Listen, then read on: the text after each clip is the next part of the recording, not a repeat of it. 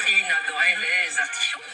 À la mode de la Renaissance, c'est presque rôti, presque caramélisé. Pas bouilli, mais séché. Bon, Marina, on vous arrête.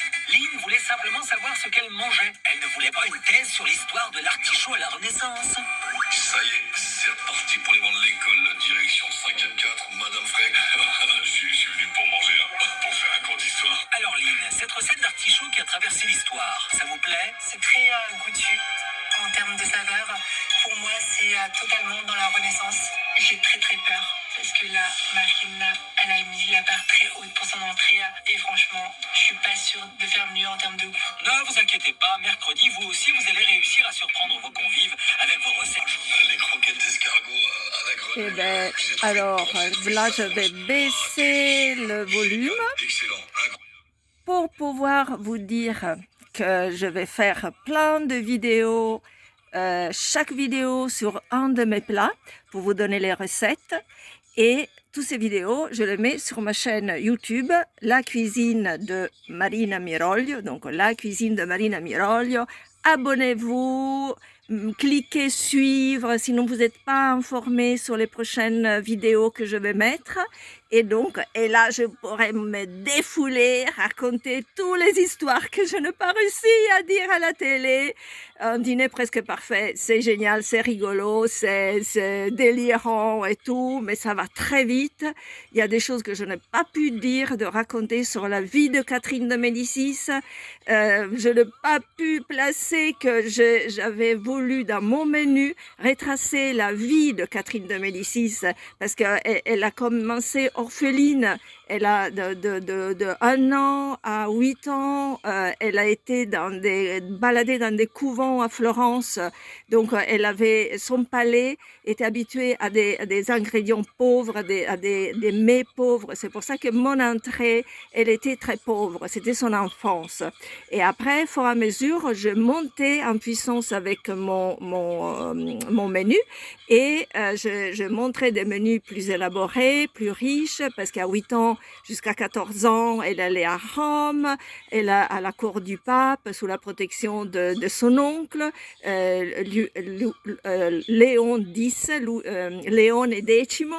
À 14 ans, elle se fait marier avec Henri II, qui va devenir le roi de France.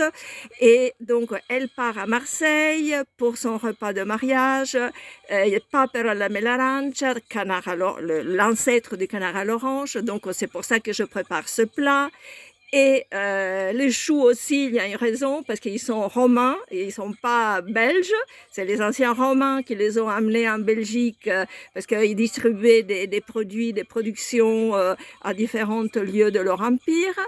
Et pour terminer, donc, royalement, avec le dessert, et là aussi, il y a plein de choses à dire, la liqueur al kermès, le lattaiolo, la mostarda di Cremona qu'elle a amené dans ses bagages quand elle est partie de Florence pour arriver à Marseille et après à la cour de France.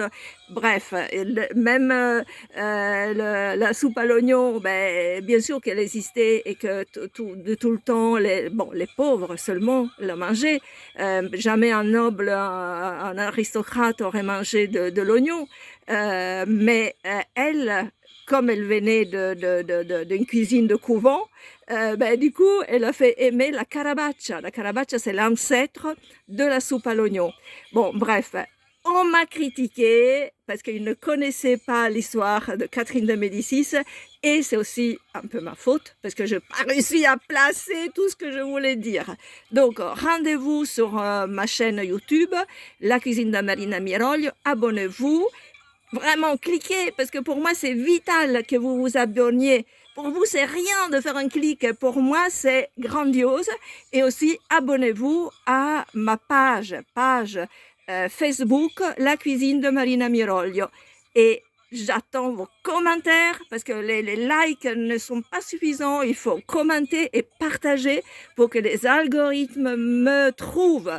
Parce que sinon, on ne me trouve pas au milieu de la toile. Donc, je vous attends. Je suis ravie de cette aventure avec M6 et W9. et je vais faire plein de vidéos. Donc, sur la Renaissance, sur les repas de la Renaissance, mais aussi la variante moderne, celle qui est arrivée jusqu'à nous. Donc, vous allez voir les deux versions dans chaque vidéo avec toutes mes anecdotes et mes histoires. Et après, une fois que j'ai terminé la Renaissance, je vais m'attaquer à la cuisine du Moyen-Âge, parce qu'elle n'était pas que des poules bouillies, même chez les gueuses et les gueux, même chez les pauvres, et la cuisine donc du Moyen-Âge au Piémont et dans d'autres régions d'Italie. Je vais m'attaquer aussi à faire des vidéos sur la cuisine viking, parce que les vikings, qu'on appelle normands, ils sont arrivés en Sicile. Donc, ils ont laissé des traces de leur cuisine en Sicile. Ça aussi, je vais montrer à Liban qu'il y a une cuisine viking bonne, sans forcément faire des choses modernes. Mais bon, j'ai aimé ce que tu as fait. Et après, je vais aussi faire des plats des années 20, je vais les lier à la cour de la maison royale des Savoie. Donc, les Savoie étaient en Savoie. Évidemment, ils ont démarré à Chambéry, mais après, ils étaient à Turin, au Piémont. Donc, il y a plein de recettes et de choses extraordinaires dans la cuisine des années 20. Et je n'ai pas pu dire à la télé le tramezzino, ce que vraiment Aurore, ce que tu nous as proposé pour l'apéro, et c'est le tramezzino. Le tramezzino a été inventé en Italie en 1926 à Turin, ma ville, dans la place Castello, dans le café Mulassano, qui est un bijou. C'est un café qui est resté identique, le plus petit café historique d'Italie, une pure merveille. Vous rentrez là et vous restez vraiment bouche bée. Donc c'est là où on a, et encore aujourd'hui, on a un choix de tramezzini extraordinaire.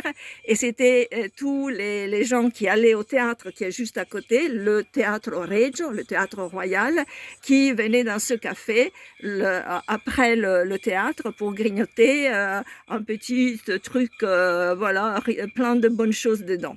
Donc bref, il y a plein de milliards de choses à dire. La chose que je ne ferai pas, c'est la cuisine du futur de Luc, parce que vous savez, moi, c'est l'histoire, les traditions. Et il y a plein d'autres chefs, plein d'autres passionnés de cuisine qui font des inventions extraordinaires. Et moi, ce que je voudrais, c'est que chaque personne, chaque étranger qui fait la cuisine italienne, qui s'intéresse à l'histoire de la cuisine, que pour une fois il goûte un plat vraiment typique comme il doit être, comme il était, les ingrédients vraiment les justes, adaptés, meilleurs, et après il peut inventer, créer ce qu'il veut, voilà, mais d'abord qu'il goûte une fois dans sa vie le plat comme il doit être, et que s'il fait des variantes, il ne l'appelle pas avec le nom italien, mais qu'il s'invente un nom, voilà. Bon, ciao, abonnez-vous, cliquez, suivez-moi sur YouTube, sur Facebook. Ciao.